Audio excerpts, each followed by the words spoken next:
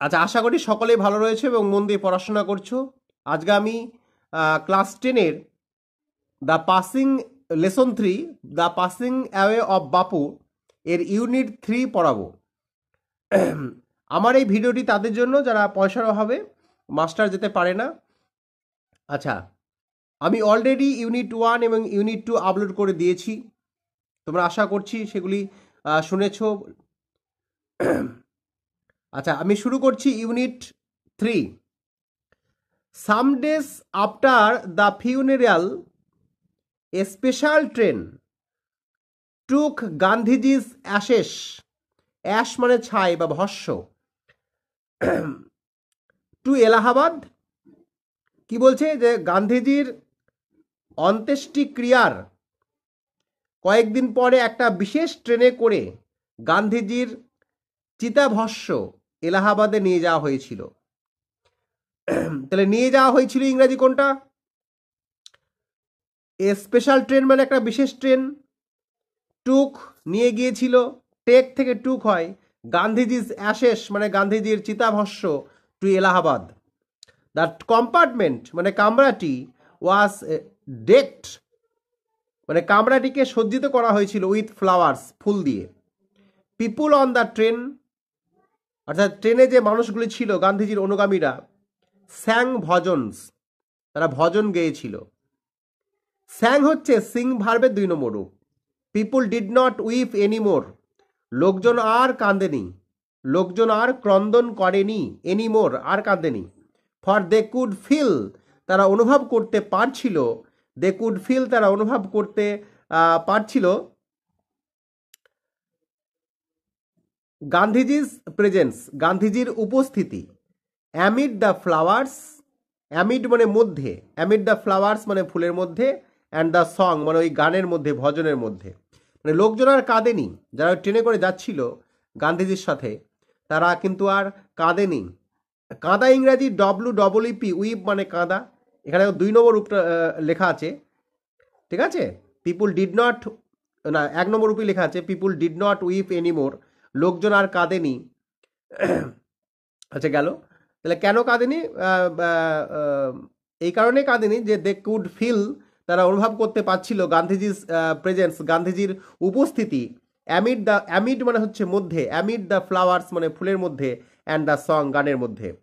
At every station প্রত্যেকটা স্টেশনে, sorrowful crowds মানে দুঃখিত জনতা, বিষণ্ণ জনতা, ফিল্ড দ্য প্ল্যাটফর্ম প্ল্যাটফর্মে ভরেছিল, পূর্ণ হয়েছিল দুঃখিত মানুষজন প্রত্যেক স্টেশনে। অ্যামিড সং অ্যান্ড প্রেয়ার প্রার্থনা এবং গানের মধ্যে, অ্যামিড মানে মধ্যে বলেছি, AMID। The train reached Allahabad ট্রেনটি এলাহাবাদে পৌঁছে গেল, রিস্ট মানে পৌঁছানো। The ashes were immersed in the Ganges গান্ধীজির চিতাভস্যকে গঙ্গায় নিমজ্জিত করা হলো, বিসর্জন দেওয়া হলো। হোয়ার এ হিউজ ক্রাউড যেখানে একটা বিশাল ভিড়, হিউজ মানে বিশাল বড়, ক্রাউড হ্যাড গ্যাদার্ড জড়ো হয়েছিল, অ্যাট দ্য ব্যাঙ্ক ওই নদীর তীরে। ব্যাঙ্ক মানে এখানে নদীর তীর। Afterwards we all went back to Delhi আমরা এরপরে কি করলাম? আমরা সবাই দিল্লিতে ফিরে আসলাম। এরপর আমরা দিল্লিতে ফিরে আসলাম। এখানে কতগুলি ওয়ার্ড মিনিং যদি তোমাদের অসুবিধা হয়, প্রেজেন্স মানে উপস্থিতি, যেটা গান্ধীজির উপস্থিতি বলেছি যে লোকজন আর কাঁদেনি এই কারণে, ঠিক আছে। ফিউনিরাল মানে তো আগেই বলেছি অন্ত্যেষ্টিক্রিয়া, স্পেশাল ট্রেন মানে বিশেষ ট্রেন, অ্যাশেস মানে ছাই চিতাভস্য, এটা সরফুল ক্রাউড মানে তোমরা নিশ্চয়ই জানো দুঃখিত জনতা, ফিল্ড মানে পূর্ণ করেছিল, দ্য প্ল্যাটফর্ম মানে প্ল্যাটফর্মে এটা বলেছি, অ্যামিড মানে মধ্যে বলেছি, amid song and prayer the train reached Allahabad ট্রেনটি এলাহাবাদে পৌঁছালো গান এবং প্রার্থনার মধ্য দিয়ে, ঠিক আছে। এরপরে কি বলছে দেখো, এরপর বলছে যে back in Delhi I felt at loss. Back in Delhi I felt at sea. দিল্লিতে ফিরে আই ফেল্ট অ্যাট সি মানে আমি সমুদ্র অনুভব করলাম, এটাকে বললে কিন্তু হবে না। এটা বলতে হবে আমি দিশাহারা হয়ে গিয়েছিলাম। গান্ধীজি মারা গেছেন, বিশাল বড় নেতা, জাতির জনক, তিনি মারা গেছেন। আই ফেল্ট অ্যাট সি আমি দিশাহারা বোধ করলাম। I had not directly walked with Gandhiji আমি সরাসরি গান্ধীজির সঙ্গে ওয়াক মানে হাঁটিনি, gone to prison at his call, তার ডাকে জেলেও যায়নি। আর মেড এনি স্যাক্রিফাইস, স্যাক্রিফাইস মানে ত্যাগ স্বীকার করা, এবং কোনো ত্যাগ স্বীকার করেনি ফর মাই কান্ট্রি, আমার দেশের জন্য। ঠিক আছে, এখানে মানেগুলি বুঝতে হবে যে I had not directly walked, আমি সরাসরি হাঁটিনি। ওয়াক মানে হাঁটা, যেমন মর্নিং ওয়াক, সকালবেলা হাঁটা। উইথ গান্ধীজি মানে গান্ধীজির সাথে, উইথ মানে সাথে। গন টু প্রিজন মানে আমি জেলেও যাইনি। অ্যাট হিজ কল, তার ডাকে। মেড এনি স্যাক্রিফাইস, কোনো স্যাক্রিফাইস করিনি, কোনো ত্যাগ স্বীকার করিনি ফর মাই কান্ট্রি, আমার দেশের জন্য। মাই সিস্টার অ্যান্ড আই, আমার বোনেরা এবং আমি, and other young people like me, এবং অন্যান্য যুবকরা আমার মতো, had been merely onlookers. Onlookers মানে দর্শক, আমরা শুধুমাত্র দর্শকই ছিলাম। But still I felt at sea, তবুও আমরা দিশাহারা বোধ করছি। ঠিক আছে, একটা বিশাল বড় নেতা চলে গেলে কি হয় দেশের অবস্থা, তো তোমরা সকলে জানো। I felt I had grown up within a magic circle. I felt, আমি অনুভব করেছিলাম যে আমি কোনো একটা জাদুবৃত্তের মধ্যে বেড়ে উঠেছিলাম। জাদুবৃত্তের মধ্যে বেড়ে উঠেছিলাম। আই ফেল্ট, আমি অনুভব করেছিলাম। আই হ্যাড গ্রোন আপ মানে বড় হয়েছিলাম। উইদিন এ ম্যাজিক সার্কেল, একটা জাদুবৃত্তের মধ্যে। ম্যাজিক সার্কেল মানে নিশ্চয় জানো, জাদুবৃত্ত। উইথ বাপুস পাসিং অ্যাওয়ে মানে বাপুজির মৃত্যুর সাথে সাথে। পাস অ্যাওয়ে মানে মারা যাওয়া, মৃত্যু। আই ফেল্ট, আর আমি অনুভব করলাম, দ্য ফেল্ট হচ্ছে ফিল ভার্বের 2 নম্বর রূপ। I felt the magic circle had vanished, আমি অনুভব করলাম যে জাদুবৃত্ত উধাও হয়ে গেছে। মানে গান্ধীজি ছিল যেন, তিনি ছিলেন বলে যেন আমরা মনে হয়েছিল যে আমরা একটা বৃত্তের মধ্যে আছি, যে বৃত্তে কোনো ভয় নেই। গান্ধীজির মৃত্যুর সাথে সাথে যেন সেই ম্যাজিক সার্কেল ভ্যানিশ হয়ে গেছে। লিভিং মি আনপ্রোটেক্টেড, আমাকে অসুরক্ষিত রেখে। ঠিক আছে, প্রোটেক্ট মানে জানো, আর আনপ্রোটেক্ট অসুরক্ষিত। চলো আমরা পরে প্রায় যাচ্ছি। কি বলছে? With an effort I roused myself, কি বলছে? চেষ্টা করে আমি আবার শক্তি যুগিয়ে নিজেকে দাঁড় করালাম। ঠিক আছে, আচ্ছা, তারপরে কি বলছে? I asked myself, had Bapu lived and died for nothing. কি বলছে? যে আমি নিজেকে জিজ্ঞাসা করলাম, মাইসেলফ মানে নিজেকে জিজ্ঞাসা, আক্স মানে জিজ্ঞাসা করা। আমি নিজেকে জিজ্ঞাসা করলাম যে বাপু কি শুধু শুধু বেঁচেছিলেন আর এমনি মারা গেলেন? ঠিক আছে, মারা যাওয়া ইংরেজি তোমরা সকলেই জানো যে মারা যাওয়া ইংরেজি হচ্ছে ডায়েড। ঠিক আছে, বলছে দেখো, how could I so easily, এত সহজে আমি কি করে লস কারেজ, আমাদের সাহস হারাতে পারি। When he was no longer দেয়ার, যখন তিনি আর সেখানে নেই। কেন সাহস হারাবো আমরা? ঠিক আছে, বলছে যে হাউ কুড আই, কি করে আমি, সো ইজিলি এত সহজে, লস কারেজ, কারেজ মানে সাহস, when he was no longer দেয়ার, যখন তিনি আর নেই। My values were not so weak, my values মানে আমার মূল্যবোধ, ওয়ার নট সো উইক এত দুর্বল ছিল না। My values were not so weak, আমার মূল্যবোধ এত দুর্বল ছিল না। মানে গান্ধীজি মারা গেছেন, আমরা সাহস হারিয়ে ফেলবো, আমরা হাত গুটিয়ে বসে থাকবো, দেশের জন্য কিছু করব না, হয় নাকি?